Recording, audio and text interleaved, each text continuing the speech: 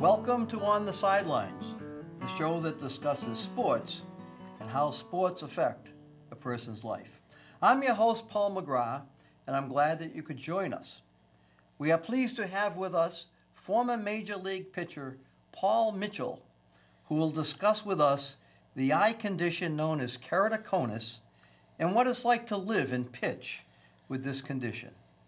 But before we begin, I would like to mention that our photos from On the Sidelines segment will have a trivia question, and thanks to our friends at Avidia Bank, a great prize for the winner.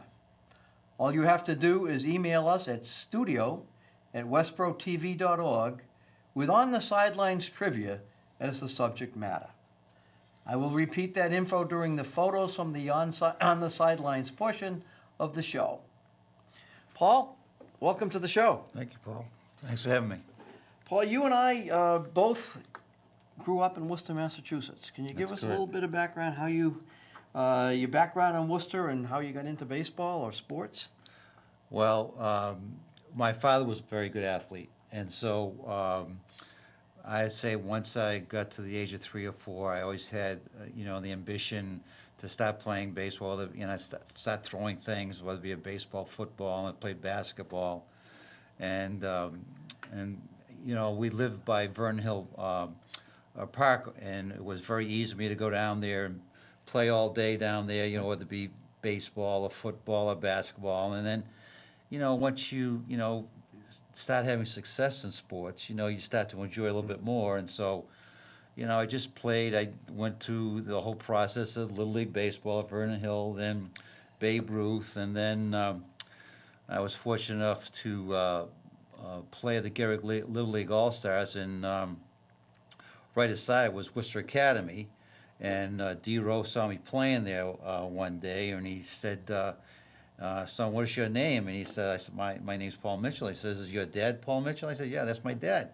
So he said, I know where you're going to high school, So, it was just one thing led to the other, and so, that's how I really started playing all the sports. Now, was baseball your favorite, or basketball, or? Oh, I'd say I enjoyed them all, to tell you the truth. Yeah.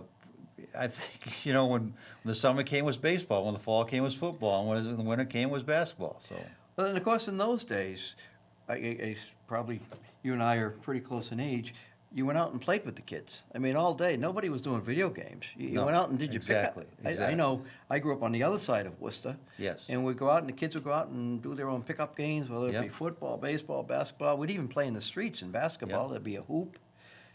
Just to reemphasize that point is that I got to meet John Tibman, who was a St. Stephen's High baseball coach, through my cousin. And he had a summer league. When school got out, he invited a lot of kids, from that area to come down and play at Lake Park. And what we did is we played all day. I rode my bike from Vernon Hill down to Lake Park. Down to Quincy, yeah? Yeah, and we'd start playing around 10 o'clock. We'd have our lunch down there. And if my dad didn't pick me up in the afternoon, we played from about 1 o'clock to 4 o'clock. And then if my dad didn't come and pick me up, I'd ride my bike back, and then usually that night I'd have a Little League game. So it was baseball all day, and like you said, it was, if there was a park, you would find it and play something. So were you a pitcher then, or did you, like a lot of times the pitchers what plays first base and shortstop and moves around? No, I played third, I played first, I played outfield. I was the all-around player back then. So when did you start to specialize in pitching? Well, the thing was I could throw the ball very, very hard. I could throw the ball harder than anybody else, okay? So, but I could hit. I was a very, very good hitter until my eyes started deteriorating, which was keratoconus, which came my senior year in high school. But up to that, Worcester Academy? At Worcester Academy, Oh, I see, correct. okay. That's when I was diagnosed. But up to that time, I was a very, very good hitter. So, as a coach, you would see that I had the ability to hit. So if I didn't pitch, you would put me in the field, whether it be first base, third base, or wherever. So, but I was also a very good hitter. So at that time, your eyesight started to deteriorate. we're going to talk about a condition called keratoconus, but you didn't know what it was at that time, I suppose. Did you get glasses, or what happened? It wasn't gradual. What was it? Yeah. It happened, I would say with just, and they don't know that much about the disease. Now, I got very, very sick my senior year in high school, where I had very, very high temperature for about a week, like 104 degrees. So they didn't know if that attributed to the disease or whatever. But it was a funny story that I started knowing that I couldn't see the signs when the catcher gave me it. And then at night, if I was playing baseball, I couldn't really see the ball.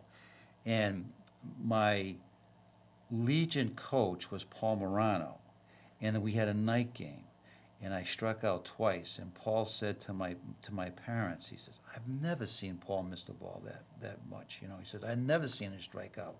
So then I started questioning. I started going to glasses. I went to Dr. Bert Holmes, that we both know of. So it was a process, but it was a process of him diagnosing that. It just wasn't diagnosed right away. It took, I'd say, maybe a couple weeks, several months before they diagnosed what I had.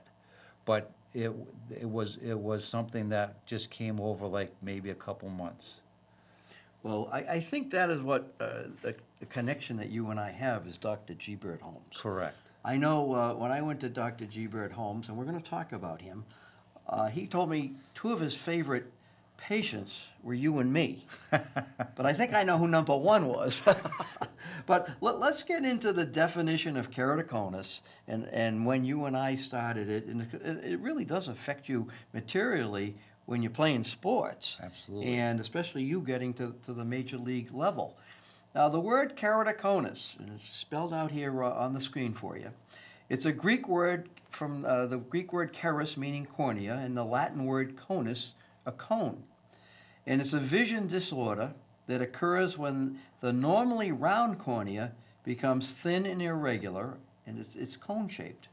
This abnormal shape prevents the light entering the eye from being focused correctly on the retina and causes distortion of vision. In the earliest stages, keratoconus causes slight blurring and a distortion of vision and increased sensitivity to glare and light. These symptoms usually appear in the late teens or late 20s, and keratoconus may progress for 10 to 20 years and then slow in its progression. There are no medicines that can prevent the disorder from progressing, and that's still true today. And in a few cases, a corneal transplant is necessary. Well, I think you're looking at a couple of the few cases here. So let's go back to the type of vision that affects you. I know for me, it would be the light and glare, especially at night. Light would go all over the place. I don't know if that affected you or...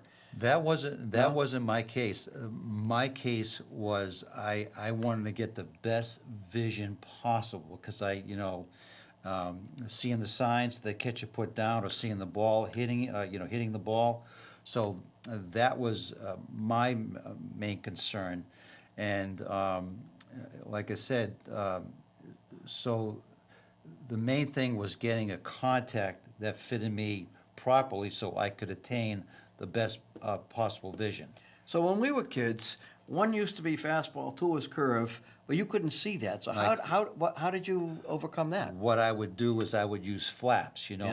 What my catch would do, they'd put the hand to the one side of the leg or to the middle, and that would be fastball, curveball, slide. So you could correct. see the positioning of the hand. Exactly. You couldn't see the fingers, but you could see the I hand. couldn't see the fingers. Yeah. I could never see the fingers, no.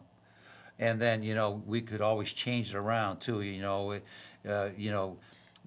you could always say first sign, yeah, but it could be as complicated as you want. Like, well, we went down to play the Texas Rangers, and what we did, we thought they were trying to steal our signs. So what we'd do if you were ahead in the count, it was the first sign. If the count was 2-2, then it'd be the second. Or third sign, yeah. If you're behind the count, my it's the God. third sign. So. It can be as easy as you want or as complicated as you want. But, it wasn't an advantage for me to have the vision I had. You know what I'm saying? It was a disadvantage. Yeah. So in my case, it says here that the symptoms usually appear in the late teens or late 20s. In my case, I was a sophomore at Holy Cross. So that was my Mine age. was late teens. Yeah, so we're both in the Yes. late teens when it started to Yes. happen. And it can, and they told me it can progress for 10 or 20 years and then it levels off. And in my case, the one eye leveled off. I can't see too much out of it, but the other eye, we'll get into it, I needed a transplant. So, but the connection that you and I have is Dr. G. Bird Holmes. Correct. And I think we have a shot here of Dr. G. Bird Holmes. And I do want to mention him and talk about him a little bit because he really helped Paul and I with our vision problems. And Dr. Holmes was one of the really pioneers in contact lenses. Contact lenses started really in the 40s and 50s. And in my case, I received my first contact lenses thanks to a nice high school graduation present from my aunt in 1964. But Dr. Holmes in the 60s, he and 11 other fellows were known as the Dirty Dozen. And they would meet and discuss their successes every 6 months for 40 years. So they had their own society. They called themselves the American Society of Contact Lens Specialists and were called the Dirty Dozen. So he really was a pioneer, and he was right here in Worcester, and you and I were fortunate Correct. enough to have Dr. Holmes as our doctor. Later on, I found out that there was the World Council of Optometry, and it began in 1927. 1969, it changed its name to the International Optometric and Optical League. And in 1986, Dr. G. Bird Holmes became the first non-UK president of that organization. He was at that time, a former president of the American Optometric Association. And he brought a global outlook and needed professionalism into the leadership of the organization, and he immediately initiated a strategic planning process that step by step transformed that organization into a dynamic, truly international organization committed to upgrading standards of eye and vision care worldwide. That was our doctor, Dr. Holmes. So we were very, very fortunate to help him, for him to help us. Now, you were pitching, I believe, on the Cape Cod League, and you needed contact lenses. And just for our audience, what happens is our cornea is concave. Correct. And what happens in keratoconus, that concave keeps coming to a point, and you start to lose your vision and your perception. And the initial treatment is a contact lens that fits over that. But what happens is as the cornea comes to a point, that lens won't fit, and they have to get another one. And it keeps changing. And then many times, the lens pops out because of the steepness. So talk about a little about the Cape Cod League and what you did for your contact lenses. Okay, so what happened in my situation was that we didn't know exactly what I had at first, okay? So this was an ongoing process. So I went down there, down the Cape League, I think my first year, and Dr. Holmes would give me a couple contacts. And then I would come back to him and say, I would say, Bert, my contacts have fallen off. And he was really stumbled, he was mystified by what was happening.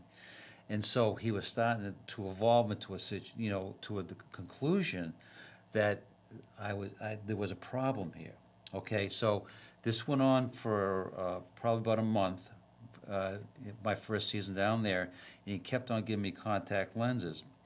And then they would keep on falling off. So he would keep giving me. Now would they fall off during the game? Or during the game. During the game. During the game. So what would you do when it fell off? Well, a lot of times it would not only fall off, sometimes it would move off, in the eye.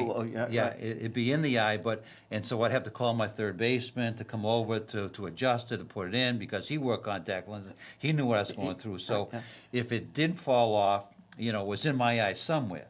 So Dr. Holmes would say now he would start like I said, he started summarizing up to the fact that we have a problem here. So he started and he told me you could have a real serious problem here. So he sent me to a couple specialists, one in Boston, one in New York, Dr. Carroll and Dr. Poster, and they finally diagnosed it, as to what I had. And then I went back to Dr. Holmes and he says, Paul, this is the type of guy he was, is whatever it takes. I don't care how many contacts I have to give you, we'll get this resolved. Until I got, what I had to get was called a scleral lens, which covers the whole eye itself. So this would not fall off, but it's very uncomfortable. It was a thick piece of glass. Yeah, that would cover the whole eye. Yeah, 'cause my contact just covers a Exactly. very small portion. And it was like a lot of the contacts now, they are tinted. This was not tinted. Right, back then it was. And so pure, you talk about how light would affect you. Like when I would go down to spring training, you know, coming from the Northeast down to Miami, the brightness of the sun, I mean, it would just take me a half hour I know. just to adjust. Oh, And I then would tear. Sometimes I would tear. I mean, you tear right I up. would tear. Yeah. And then the eye would not get enough oxygen, so it would dry out real Well, that's quick. right, because that lens, you was covering the whole, Whole eye. eye. Yeah, right. So yeah. what they had to do is they had to drill a small little pinhole, pinhole, size, and so the eye could breathe a little bit. But anyways, what I would have to do in between innings would take one contact out and just put it on my hand, and then when I had to go to pitch again, I would put it back in. Would you use a solution at all? Just put Oh, it in- yes, I would, you'd have a yes, solution, yeah. just to keep it moist and Right, yeah. everything. But I just wanted the eye not to be deprived from oxygen and keep it, you know, so it would be exchanged from inning to inning. He's taking one out, putting one in, and the next inning doing the same thing. So at that point, it was you were affected by both eyes at that point. Exactly. I had keratoconus in both eyes. Yeah. So Dr. Holmes said, whatever it takes until we get this, finalized to what can happen, I'll give you as many. And so then like I said, I had to go back to Dr. Carroll, Dr. Poster, and they fitted me with the scleral lenses. And then, I still saw Dr. Holmes occasionally, because I would just wear the scleral lenses when I pitched, Right. because they were so uncomfortable. Well, that's what I was going to ask you. After a game, Yes, you must have- yes. Yeah. And so I did see him for the other contacts, but I mean, he helped me so much in getting this resolved and finding out what I had and all that stuff. He was just so helpful. I just couldn't thank him enough. So if you weren't wearing those lenses, did you wear other contacts, or did you go to glasses for after the game? I couldn't, the correction, because of the scarring I had. You couldn't wear the small Yes, ones. I had yeah. I think there's different stages of keratoconus, as far as the severity of it. I had so much scarring on my eye. That's probably why the contact wouldn't stay on Right. or fit. So, I mean, that was basically that in a nutshell. I can remember my wife wears, or she's my girlfriend at the time, would wear contacts. But I can remember losing one. My buddy and I went down to Miami Beach when we were in college, and I lost one on Collins Ave. I mean, you never knew. Yeah. But he was always ready, Dr. Holmes, to have one ready for you. Exactly. And then I remember one time my wife and I, my girlfriend at the time, still wife now, we're going to see the Red Sox. And we're crossing Jersey Street when it was Jersey Street. Yeah. Now it's back to Jersey Street. But at any rate, mine fell out, which was no big deal, but hers fell out. The two of us, hers never falls out. The two of them fell out. So here we are on Jersey Street, down, and we both somehow found our contact lenses. The first thing we do when we get into Fenway, we're going to put our lenses in. Yeah. But it would fall out in the craziest places. You never knew. You just hoped that it would stay in there. I know. So you went to Old Dominion. Correct. And so with Dr. Holmes, how would you work it when you were at Old Dominion, which is in Virginia, and Dr. Holmes is up here in Massachusetts? How did it work Well, there? when I would come back, Yeah. I would always make a point to go and see him. So everything would be up to par, you know what I'm saying? Like if I would just, like when I come home for a Christmas vacation, I would go and see him and make sure everything, as far as the lenses that he gave me was the best possible vision I could get, which wasn't good. Right. I probably, even with the correction with the contact lenses, maybe 20/50, 20, if I saw that. Well, how about when a batted ball came back at you, whether it be a grounder or... Well, with the scleral lenses, I would, let me see, when I was in college, and when I was down the Cape League, I think at the second year I was down there, I had the scleral lenses, so they weren't popping out then. Okay, so there was some stability in that scroll lens because, like I said, to cover the whole eye, so it wasn't popping out. But once I took those out, the other lens sometimes would pop out on me. You had to, what you had to do, you had to be very conscious of moving your head real quick. Oh, yeah, yeah. You know what I'm saying? Because it could pop It out. just pops out. Like, say, if I was driving a car, I had to be very, very careful, of not, move my head or jerking my head, or I was very cognizant of what I was doing, Oh, you learned, quickly. Exactly. You knew yeah, that yeah. you couldn't really move real quick or the contact would pop out. Right. You know what I'm saying? So we're at Old Dominion, and somehow the Baltimore Orioles think you can throw a ball pretty good, and you're drafted, and you end up in a place called Asheville. Yeah. Asheville, North Carolina. Yes, Yeah. yes. Like I said, I was always had the God-given ability to throw a baseball hard. So I was scouted during high school, and I had scouts follow me. When I was down the Cape League and in college. Like at the Cape League, I was, I think, the most valuable pitcher there, like 2 or 3 years in a row. 3 years I was the most valuable pitcher there. And at Old Dominion, I was very successful. So the whole process of being scouted was always there. So, and then in 1972, I was drafted. I was drafted in the first round by the Baltimore Orioles. And so I signed, and then they signed me to the instruction league first. And then to get acclimated to the pro situation and get acclimated to your future teammates and everything. So then they sent me to Asheville, North Carolina, and that was a wake-up call. You're anticipating, the big leagues, but there's a process that you go through to get to the big leagues. So, but it was fun. We had a lot of great kids on the team. And we had a very good year. I think we won the division. I was 60-8 that year. So I mean, but it's a lot of it's like I said, it's a wake-up call. A lot of bus rides, a lot of It's not all glamour right away. That's right. It's holiday inns. 5-6 hour bus rides. You go from Asheville, North Carolina, to Jacksonville, Florida, to Savannah, Georgia, to Montgomery, Alabama. But you're young. And you have a goal at the end. Yeah. And plus all the kids are in the same situation. Mm-hmm. You're all trying to get to the big leagues. So it was, it was a lot of fun. So then they call you up to Rochester, which is AAA, which is the next next step. Yes. And so you put your time in there. Yeah, I spent 2 years in Rochester. And I was very fortunate to, like I said, once again, to play with some great kids, great teammates, great managers. I had Cal Ripken, Sr. as my manager in AA, and then I had Joe Altobelli as my manager in Rochester for 2 years, and he has had a very successful minor league career, plus a major league career with the Yankees, San Francisco Giants. Right. And it's, you establish a lot of great relationships in the minor leagues, and it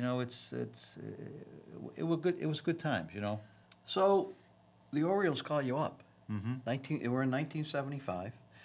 How did you get the call? What do you remember? And then, okay, I remember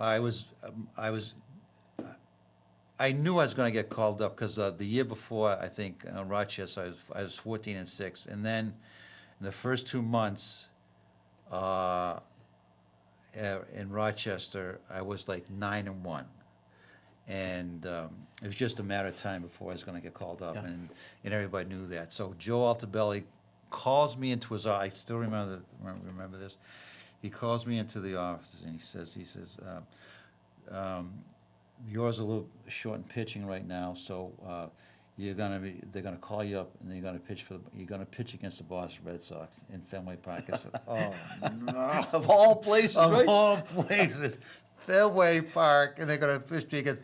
Now this is the year they went to the World Series. Yeah, of course, 75. We'll get into that. Yeah. So he says, I said I left the office. I said, as much as I want to get to the big league. So thanks, Joe. Yeah. Why couldn't it be out in California? Exactly.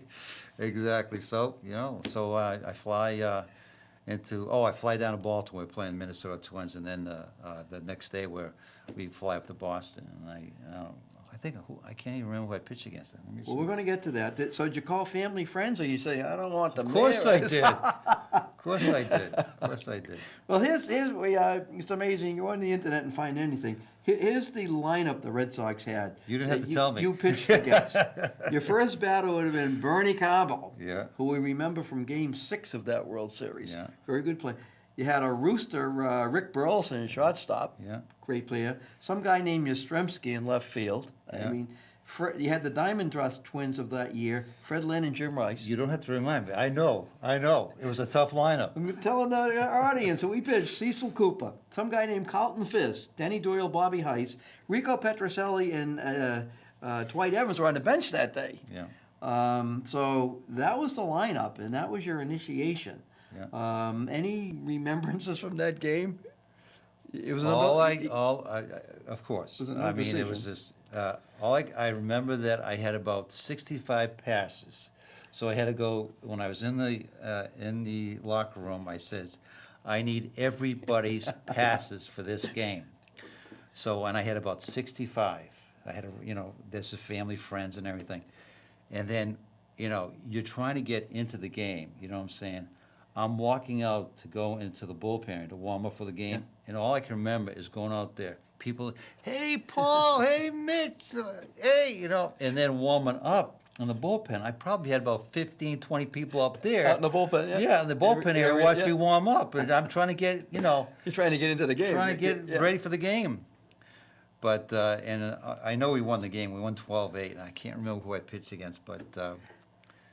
Well, you had a no decision, but that was Yeah. your baptism. Yeah, I was 3-0 that year. I know That was 3-0. We're going to talk about those games. That was July 1st, 1975, your first Major League ball game Yeah. against the Red Sox at Fenway, not in Baltimore. Yeah. Your first victory Yeah. came on July 19th, a Yeah. couple of weeks later, in Baltimore, playing the Oakland A's. Correct. The pitcher for the Oakland A's was a guy named Vita Blue, Correct. a great left-handed Yeah. fastball pitcher. Yeah. And in the top of the fourth inning, you gave up a home run to some guy named Reggie Jackson. I did? All I know, we won that game. I think Reggie might remember that one. I don't Okay. know. That was your. That was a big one for you. Yeah, that was a complete game. You and Vita. Listen to this. You and Vita Blue, both pitched a complete game. Yeah. You won. Yeah. The final score was 3-2. The time of game, 1 hour, 48 minutes. They can't play 2 innings in that now. Wow. We're going to get to that in a minute. Wow. So you're 1-0, and then now your second win was on September 5th, 1975, and the New York Yankees are at Baltimore. It was the first game of a twilighter, and Mike Flanagan started, and he didn't have it that day. So with 1 out in the top of the 5th, you came in, and you pitched 1-hit shutout ball for your second win, and the Orioles win 5-4. The losing pitcher for the Yankees, Doc Medich, pitched a complete game. And some of the Yankees in that game were Bobby Bonds, Thurman Munson, Craig Nettles, Chris Chambliss. Not a shabby bunch. And time of game 2:33. You remember Thurman Munson or anything about some of those guys? Oh, absolutely. Yeah. Yeah, great hitter. Yeah. Great hitter. Those, I mean, the teams that back then, like Yankees, Red Sox, Milwaukee Brewers really had, I mean, they just flat out hit the baseball, Tough lineups to pitch against. If you didn't have your good stuff or have an idea where you're throwing the ball, you're going to be in trouble. Yeah, these guys were hitters. They're a good hit.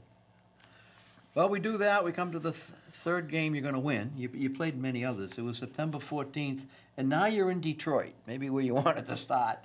And Mike Cuellar, an excellent pitcher, goes 2 1/3, and he didn't have it. So you relieve and pitch 6 2/3 of shutout ball for a 9-3 victory. Yeah. Your record now is 3-0, which we finish at, and the time of game was 2:28. So we've got 3 games here. One is 2:28, one is 2:33, and one is 1:48. What's the difference between those games and now, do you think? I mean, these games take 3-4 hours.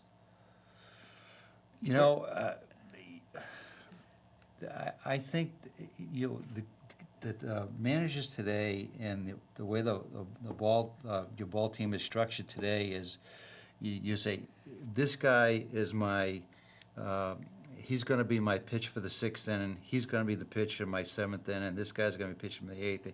And you have guys who are going to come off the bench and hitting this, you know.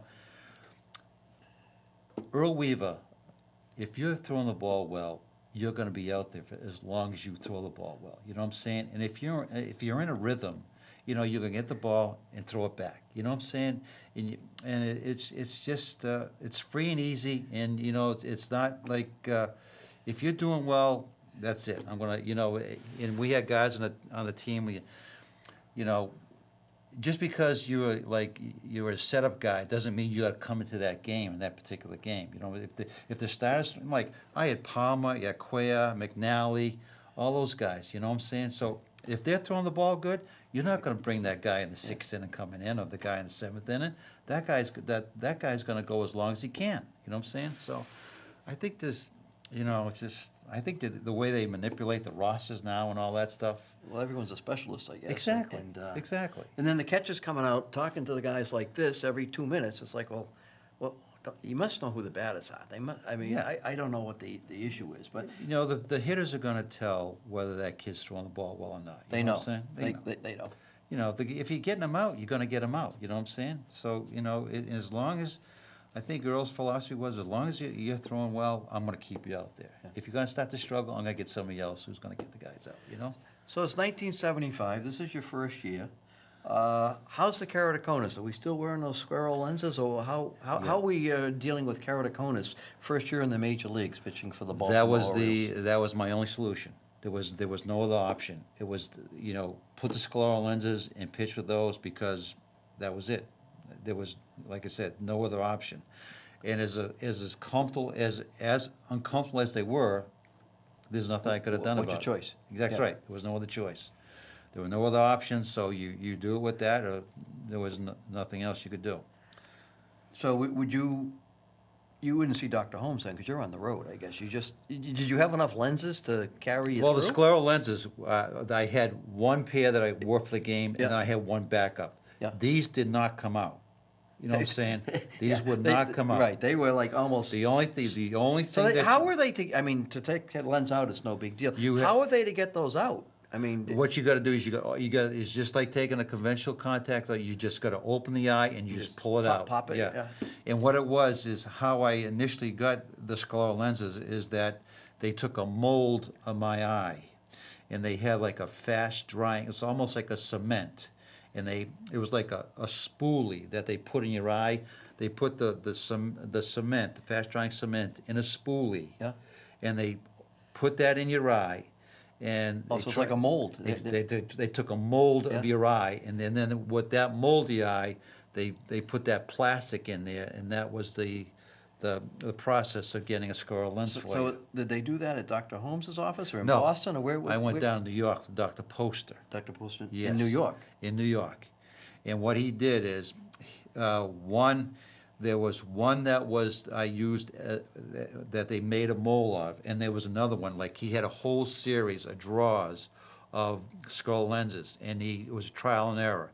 How it fit, how I saw of it. So one was a trial and error scleral lens, and the other one was a mold.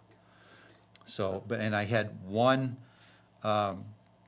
which I call a gamer set, which I used, and I had one backup, so that they would never fall out. But and I just had to make sure you weren't going to lose those either. Yeah, I just had to make sure they were disinfected and clean. Oh, right, yeah. Yeah, So that team in 1975 finished in second place behind the Boston Red Sox, 4.5 games out. So it was a pretty good team.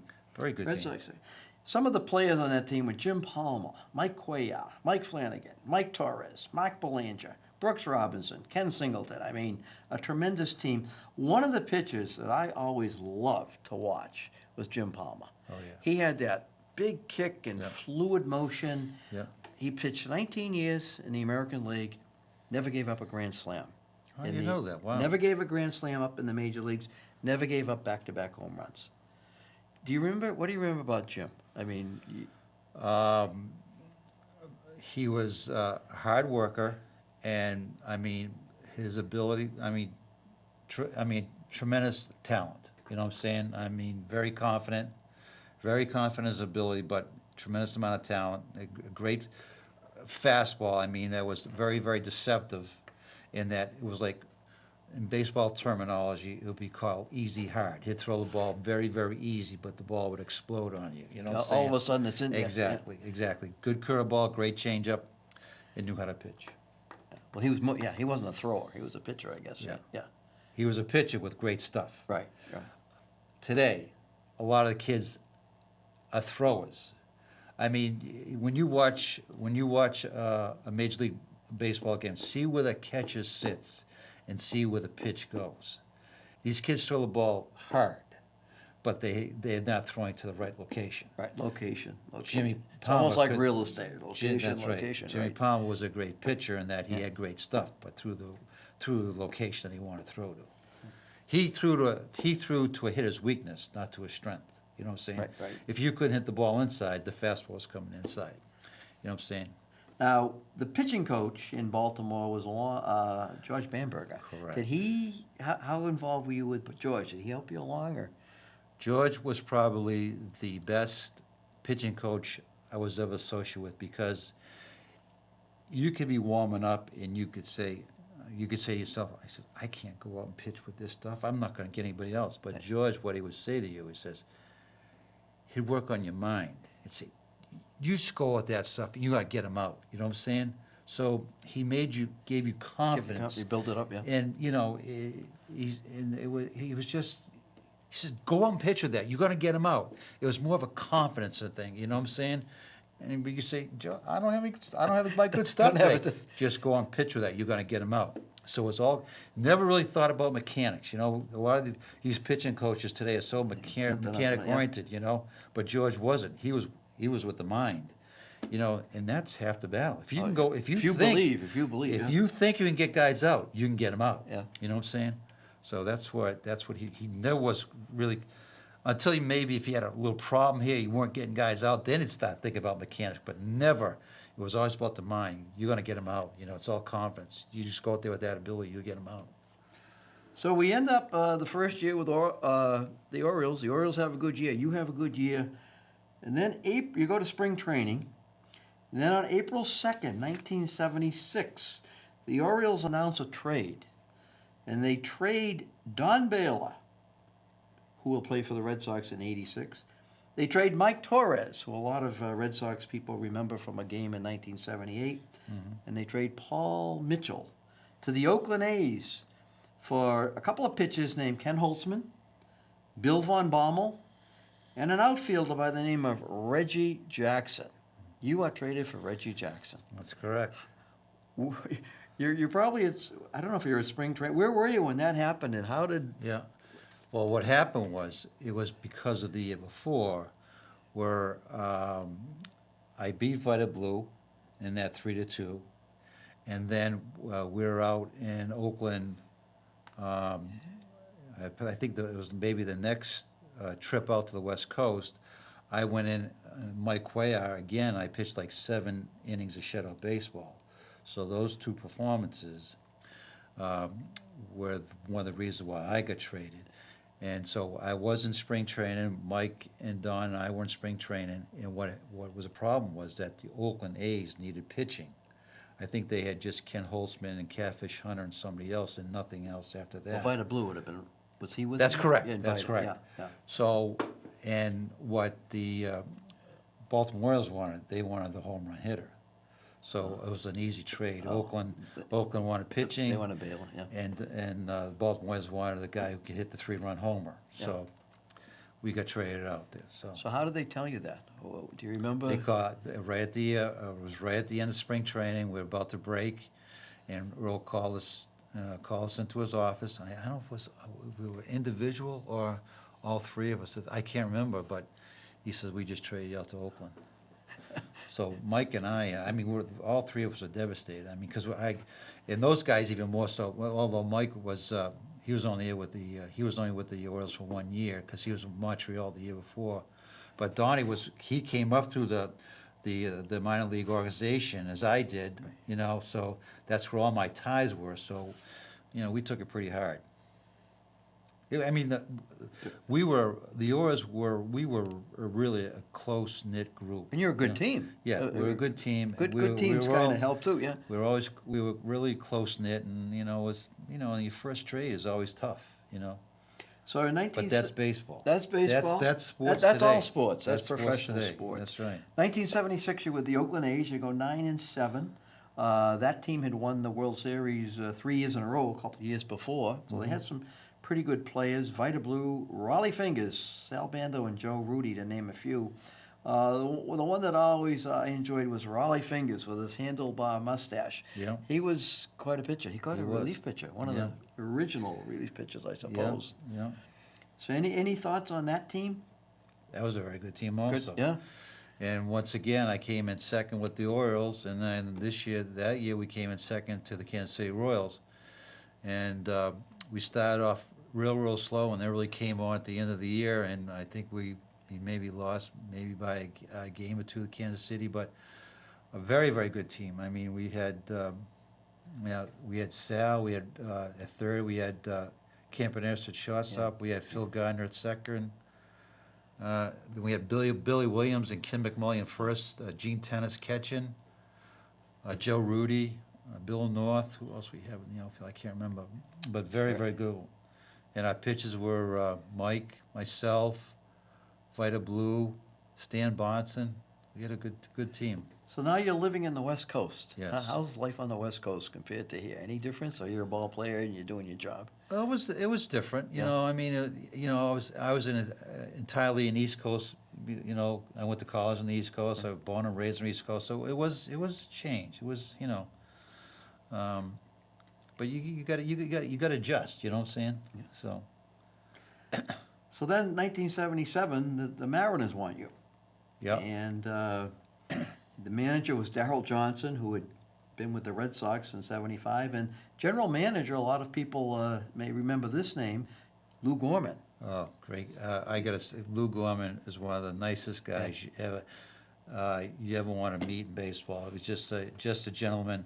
But the reason why I went up to the Seattle Mariners is that this was an expansion ball club, and they wanted anybody who had success in the big leagues. They wanted to get to because this was the expansion club, and it was a lot of young guys. And my pitching coach with the Oakland A's was the pitching coach of the Seattle Mariners because he was from Seattle, so he took that job Now, up who there. was that? That was Wes Stock. Oh, West Stock, yeah. He was a former Oriole, too. He pitched for Because the Orioles. he had a chance to get me because I was having trouble with Charlie Finley, who was the owner of the Oakland A's. So they had the opportunity came about. So that's how I got up to Seattle. So I was up there for like 2 years, I guess, or 2.5 years. So, but that was an experience itself because I mean.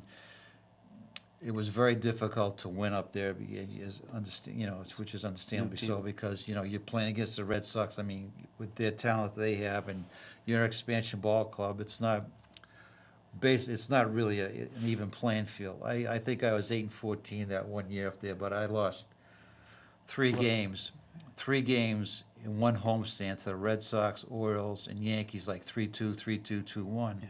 Good teams. Good teams, Yeah. very, very good teams. But I mean, there was just no run support. It Now, was very tough pitching. Was that stadium then, was that outdoors or was that the Dome? That was the Kingdom. So now you're pitching inside. Correct. Any difference, lighting, pitching, or ball game's a ball game? No. I think I think it's tougher to pitch Inside. because you're on turf, and then the Kingdom, the dimensions up there were so. I think it was 325 down the lines. 355 in the power lines, and that's not fair to a major league ball player. Yeah. And plus you're inside, there's no wind. So as a pitcher there, all you really had to pitch to was center field.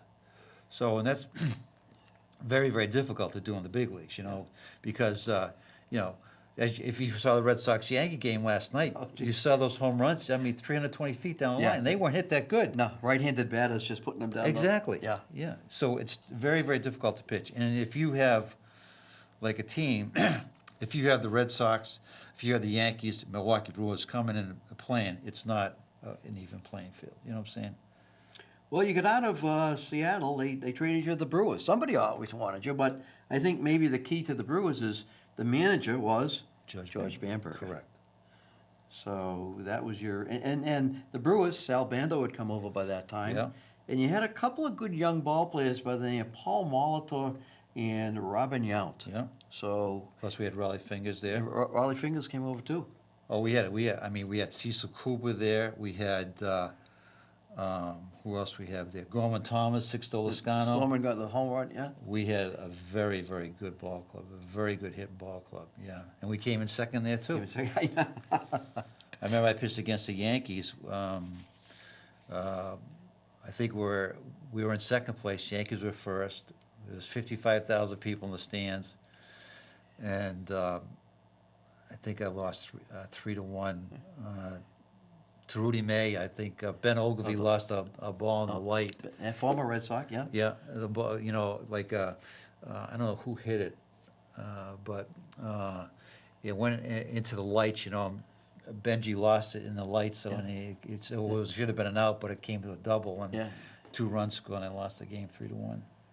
But that was that was probably the best hitting ball club that I ever played with. The Brewers, yeah. Great bunch, yeah. We had a they great were up bunch and of comers, guys. and Yeah. and then Harvey Keene would later manage them, but you had George Bamberger there. Yeah, Harvey was he was a hitting coach, I believe, at that time. Yeah. So that would be your last year. And now we're back into, we still have our squirrel lenses. Correct. Still have our eye problems. We come back to Worcester. Right. And what do we do?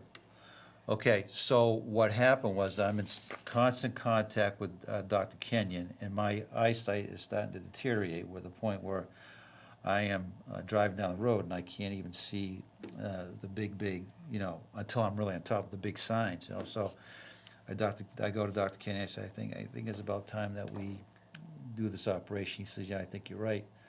So at that time, those operations are done just like all transplants now. They call you the night before, Right.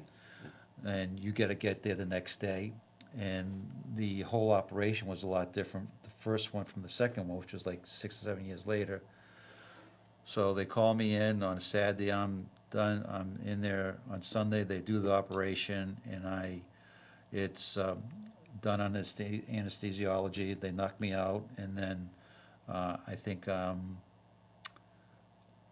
at the hospital for 2 days, and I go home, and it's going back and forth. This would have been the early 80s. This was, you're correct. Yeah. I think this is, I spent 6 years in the big league, so I think this was like 82. I had the first one done. And then the same thing, same story. I go to Dr. Kenyon, and he says, I think it's about time we do the second eye. And now the second eye, they have the eye banks now. And they said, well, when would you like to have it done?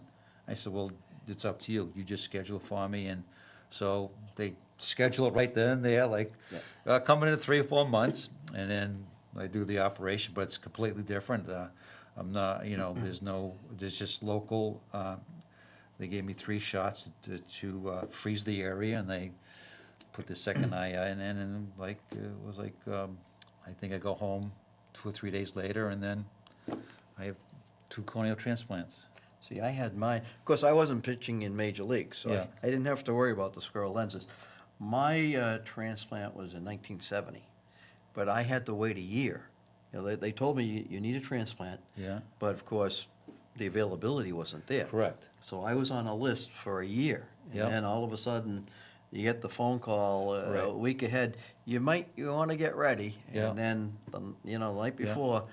In my case, I was the transplant was at St. John's Hospital up in Lowell. Yeah. Dr. Brendan Leahy, tremendous, and to show the difference from 1970 to 82, and it's even different now, is after my transplant, I had to lie flat Yep.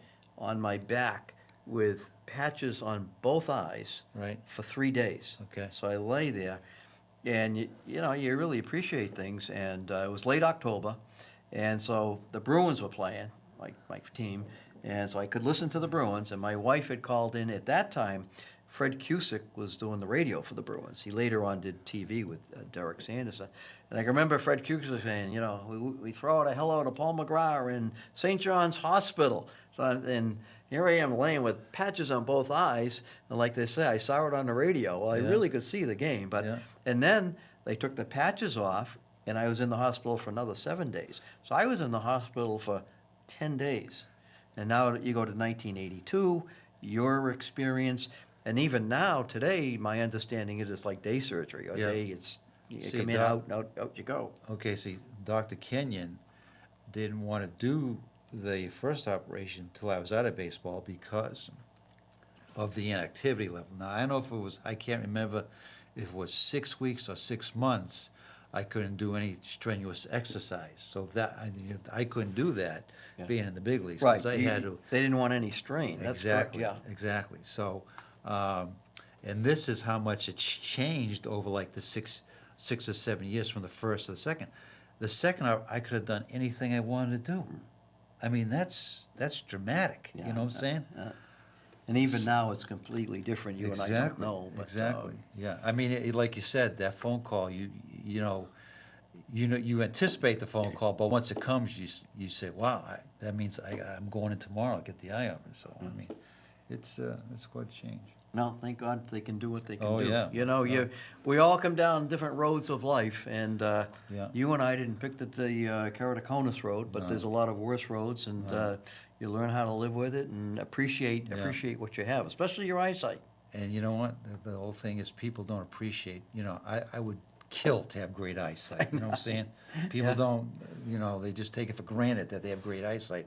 I would kill for great eyesight. Yeah, basically I have, I can see basically with one eye, but thank God I can. Yeah. And you take what you have. Yeah. Paul, we're going to go over to photos from the sidelines right now. It's a segment of the show where a lot of us like sports and a lot of us like to take pictures. And I do that, and I like to take pictures and see if I can get them autographed by different people. And today our photos from the sidelines, I got a favorite of yours. I got Earl Weaver, the longtime manager of the Baltimore Orioles, who was very well known. He was born on August 14th, 1930. He passed away on January 19th in 2013. And that was the same day that Stan the Man Musial died. Oh, so he passed away on the same day as Stan the Man.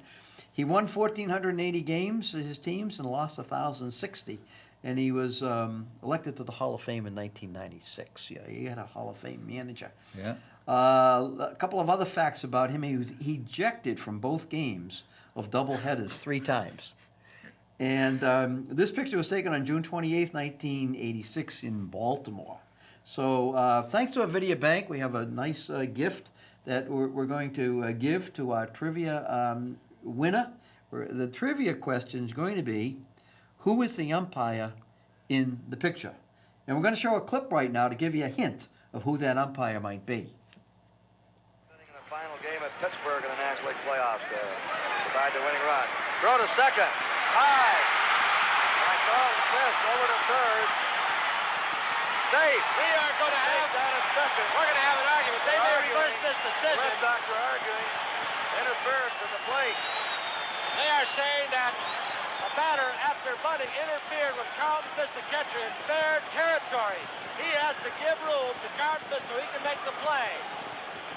There's Darrell Johnson, Rico Petrocelli. Apparently, home plate umpire Larry Barnett is not going to reverse his decision. He might ask for help for somebody else. One of the other umpires who they feel might have had a better look. Well, let's wait and see what happens. That's what Darrell Johnson wants. He's calling first base umpire Dick Stallo right now. Tony and Marty. Is that a gamble play at second by Fisk?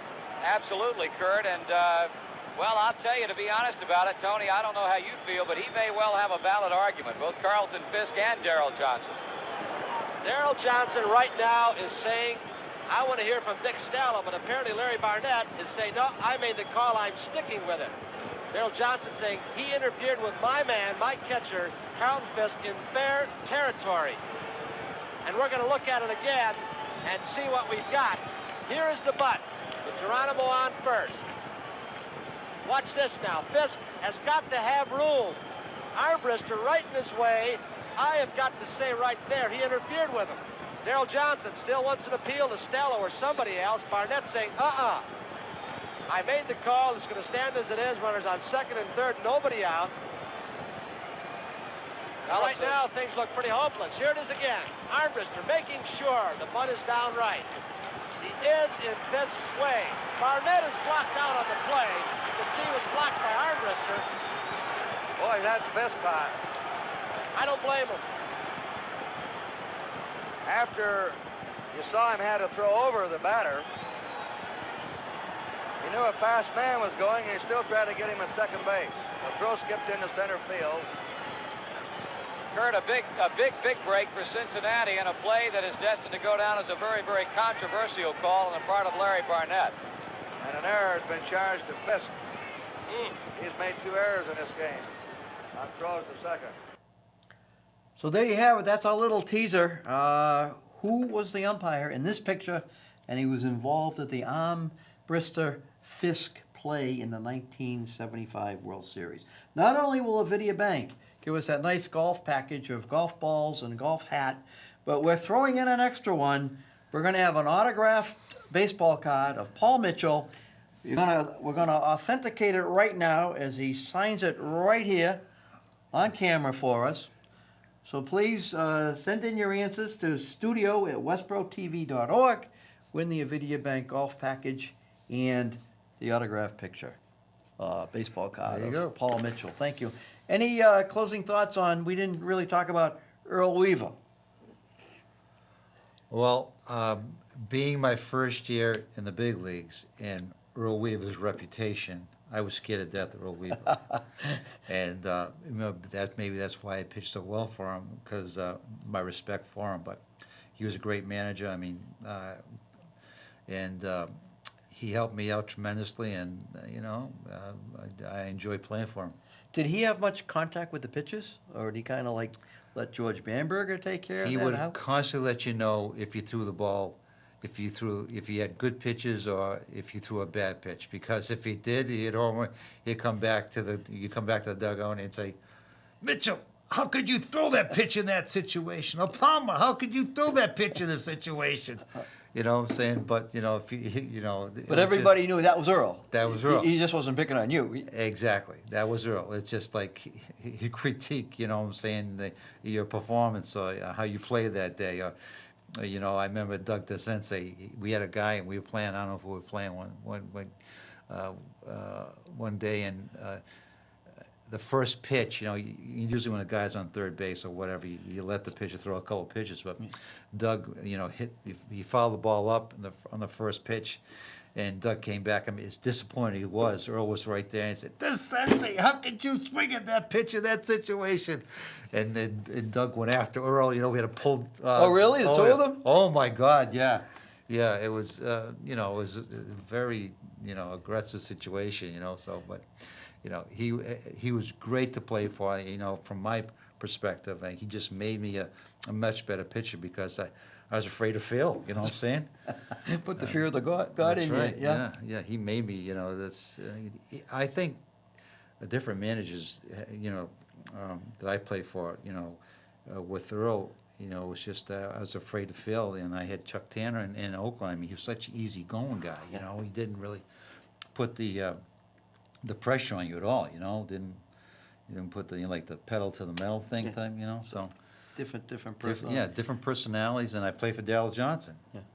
He was a very mild manager. So. All right. Well, I want to thank you very much for coming. All right. Thank you. Going for back having on me. baseball, Okay. and All right. hopefully people can learn a little bit about keratoconus. A lot of people never heard of it. Exactly. Here, you and I, they say a few people have transplants. Well, I guess we're the few. So this is Paul McGrath saying, hey, thanks for joining. Hope to see you at the game. And if you're not in the game, I hope to see you on the sidelines.